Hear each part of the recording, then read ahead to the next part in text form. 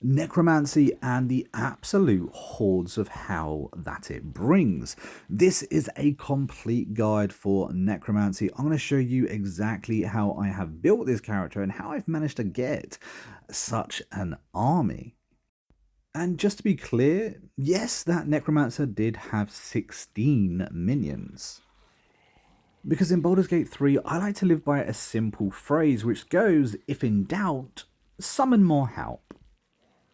Now, no good build is without talking you through the basics and the races in which you can pick. It is the most important decision you're going to make because you can't change your race or your background once you've actually started the game. Now, an elf is a very good option for a few different reasons. You get the Fey ancestry and you get dark vision. A tiefling is also a great option because of the hellish resistance, and that way you get, half resistance on fire. Drows seem to be a natural choice because within this game, drows aren't looked upon very nicely. So I kind of feel like a necromancer wouldn't be either. They also gain superior dark vision. That is the best dark vision in the game. The Githyanki are perhaps one of the best races in the game, period, mostly because of the Githyanki jump that they get as they level up. They also have ability to get magic hand from the beginning as well. Half elf again isn't a bad option. You get the Fey ancestry, you get the dark vision, and also you have the Dragonborn, and you can pick which kind of resistance you want. So there's lots of great options. Personally though, if you want the best option, in my opinion, the best for at least roleplay, is the half orc. Now, first of all, you get intimidation, and I think you'd be pretty scared of a necromancer, but you also get relentless endurance. So if you go down, if you reach 0 hit points, you come back up with a single HP. You essentially get a necromancy trope just for picking your race. So it goes so well. When it comes to your background, there are a few decent options. Noble is a good option. You get that history buff. You've got Sage, again, Arcana and history. It goes hand in hand very well. And I forgot to mention Acolyte would go rather good too. Now, within this guide, we're going to be going over absolutely everything, guys. I'm not going to be going over too much about the items that I've got because it really does depend on how well you salvage your area on the items that you receive. There are better items than I've got right now, but I think that I look rather cool, hence the reason I look the way I do, and I don't have the absolute best legendary armor you can get. I've actually gone ahead and given that to Shadowheart because, well, she's the one I'm trying to woo in my playthrough. Now, when it comes to your class, obviously we're going to be going with Wizard. This is the way we go to Necromancy. In fact, every single thing we do is going to be going through Necromancy and, of course, Wizard. Now, I've gone ahead and got Firebolt as my first cantrip. We've got Light and we've got the Magic Hand. Now, a lot of places are dark, so having the ability to light the way is really important. Even if you can see in dark, your companions may not be able to.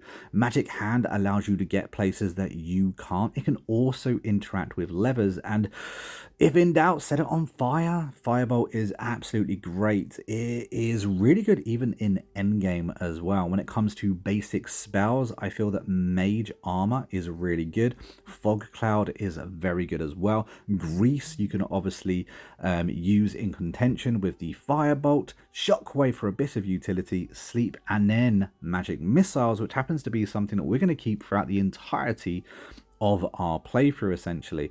Your ability points, you kind of want to have them something like this. I have tanked strength, although having a good amount of strength is certainly useful.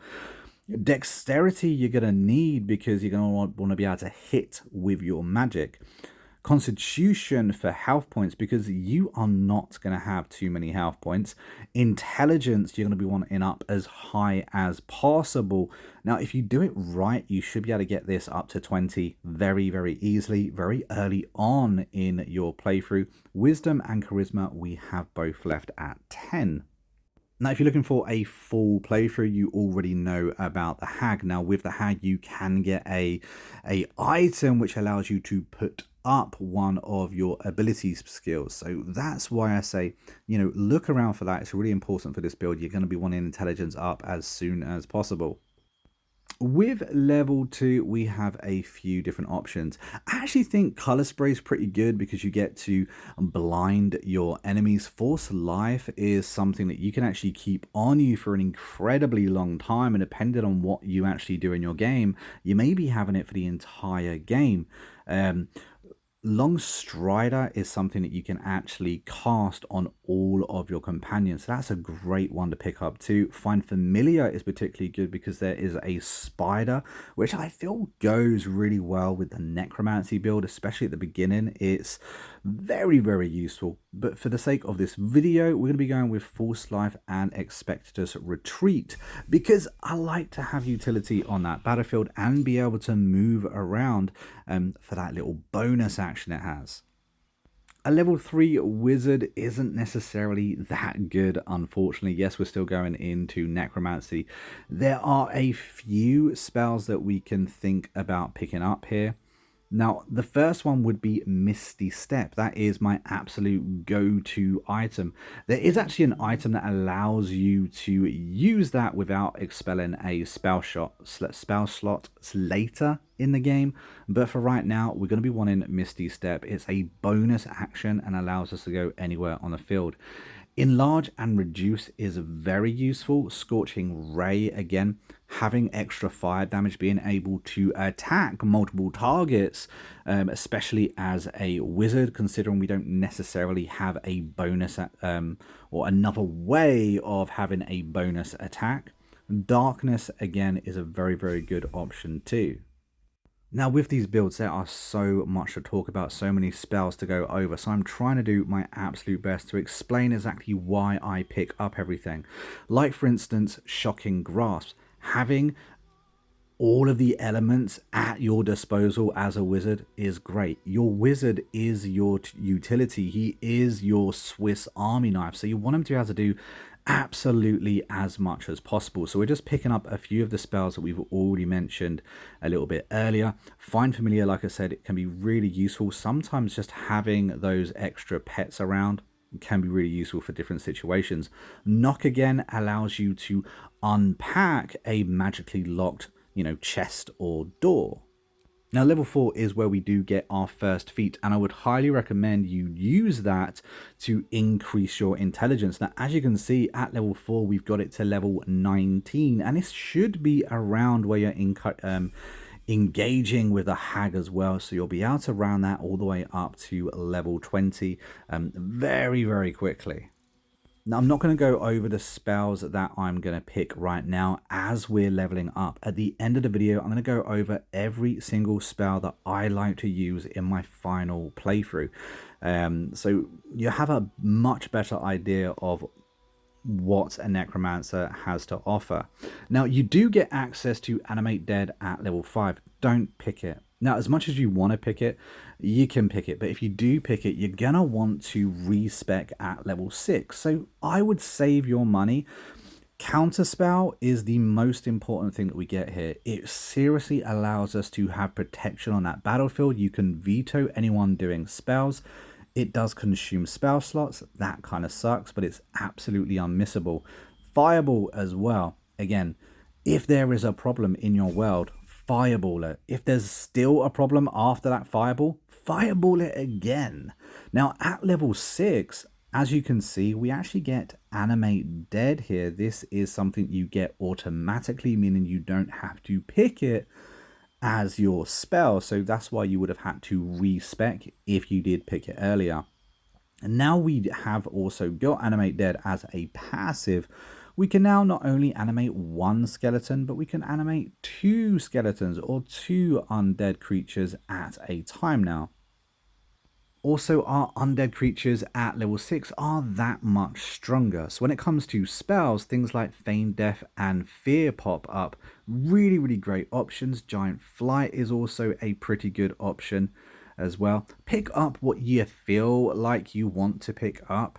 I'm not going to say you have to pick up this and that because everyone's going to have different playthroughs. It's about the team that you have created and what your team need. Remember, your wizard, your necromancer, he is your Swiss Army knife and he needs to be able to do everything you need him to be able to do. Now at level 7, we get something a little bit interesting because we actually get a level 4 spell slot.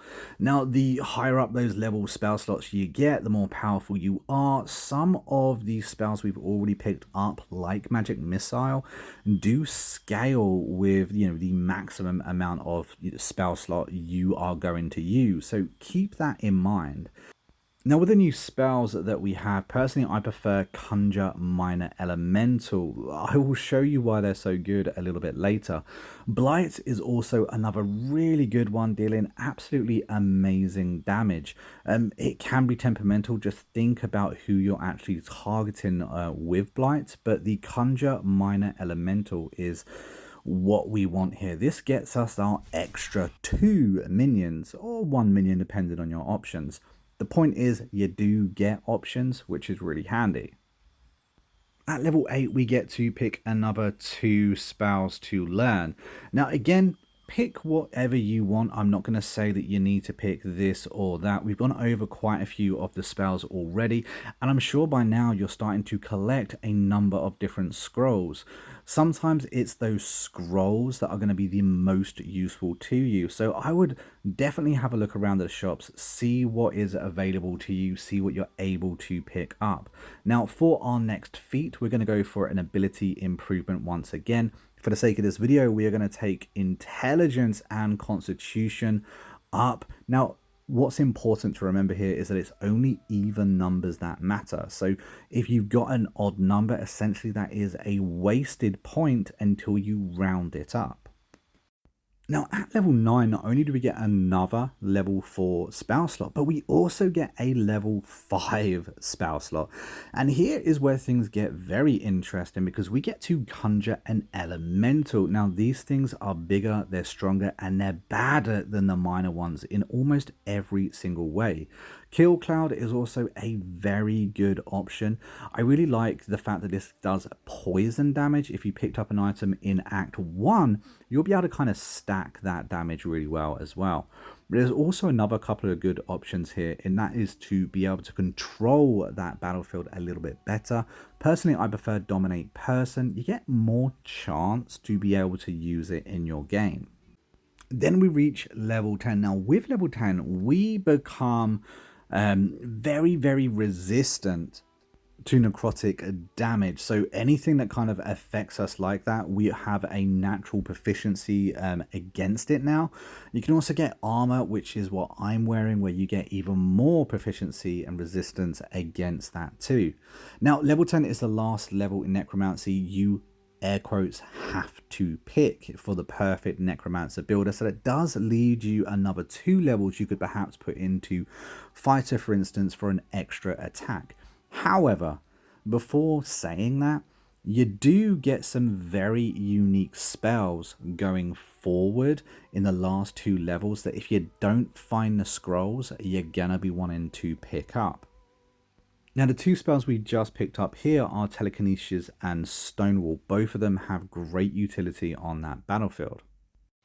Now at level 11 we do get access to those spells, and I would honestly take it in necromancy. You do have those options, but you do also get a 3rd feat if you put all 12 levels in necromancy. So just to point that out. Now the spells we get access to is Disintegrate.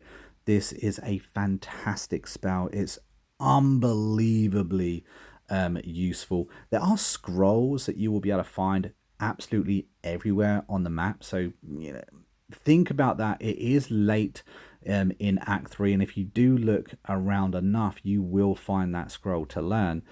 Conjure Undead allows you to essentially conjure the most powerful undead minion a necromancer can. And to finish off with level 12, we're going to pick up a couple of spells that are very useful. Sunlight.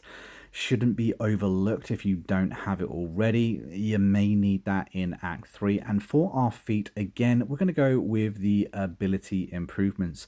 Now, theoretically, you can go for anything you want here. Tough would be a great option. It will give you a significant amount of extra hit points, which can be very useful, especially if you don't have the right armor, because there really isn't too many decent armors for wizards in the game, unfortunately. But here we're going to go with the ability improvement, and we're going to put those 2 points into dexterity.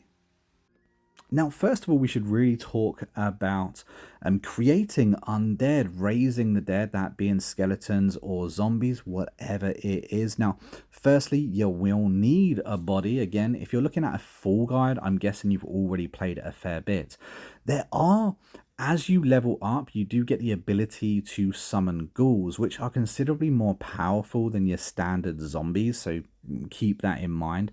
And again, we do have the ability to summon skeletons or zombies. Now, skeletons actually come with bows, and in my opinion, they are much better than the zombies. And once you hit that level 4 mark, instead of only summoning 2, you can actually summon 4 at a time. But unfortunately, you can't be summoning 4 and 4 and 4 and 4. You essentially can only have 4 on that battlefield, unfortunately. Next, let's talk about the Create Dead spell. Now, as we just said, that is the most powerful Necromancer conjure that you can possibly do. You essentially summon a mummy.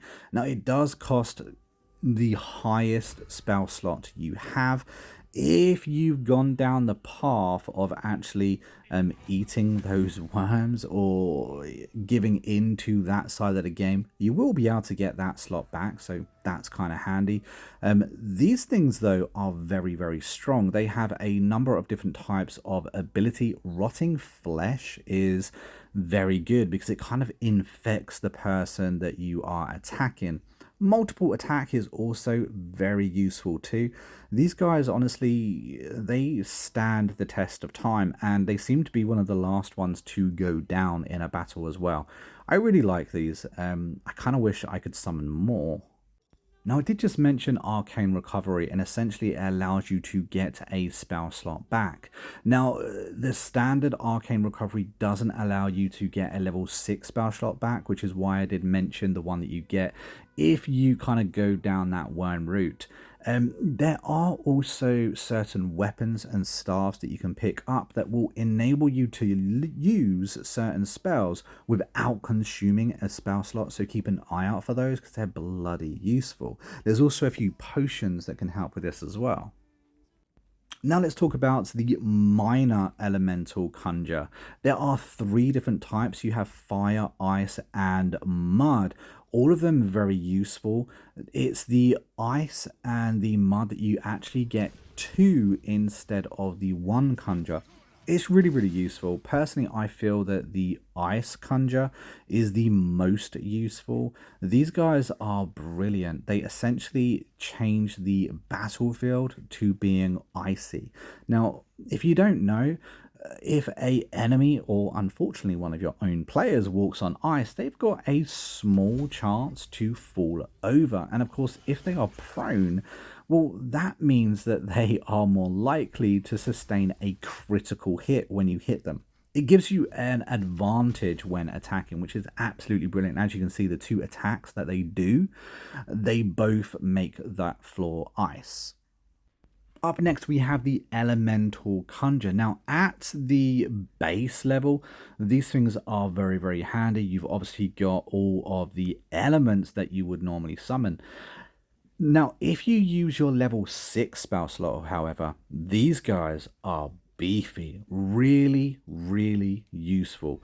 My favorite happens to be the Water Elemental, and the reason for that is that he actually has an ability to heal your party, which, if you ask me, is very useful. Anyone that can heal or provide health, especially in those bigger battles, are very, very good. Obviously, it's going to depend on the fights you've got coming up. The Fire Elemental, the Ground Elemental, or Earth Elemental are also very good options. Now, of course, we have to talk about my favorite little closet. Now, if you are doing a Necromancer build, there is a low possibility that you have missed the closet. I also have videos on how to obtain the closet permanently. But Shovel is a really good little companion that you can summon anytime you want. It doesn't consume a spell slot and is bloody useful. I personally like to use his invisibility to go places that perhaps I can't go, just to check out and scout out areas. We then have a very unique summon, which is very much like Quasar in a sense that it doesn't consume a spell slot, can't really die, and you can use as much as you want. That is called Conjure Us. Now, somewhere in Act 2, if you interact with him, say the right things, they will join you and you're able to use them throughout the rest of your game. Other people don't really mind that it is a brain, essentially, because according to him, everyone else thinks that he is a cat. Now, they have a very good close range attack, but they also have a ranged attack, which can be very, very useful as well, and it does psychic damage. Next up, you have the ability to summon ghouls. Now, you can only do this once per long rest, so it doesn't matter if you have spare spell slots. You can't use it twice in a battle, so you're not going to be able to duplicate these guys, unfortunately.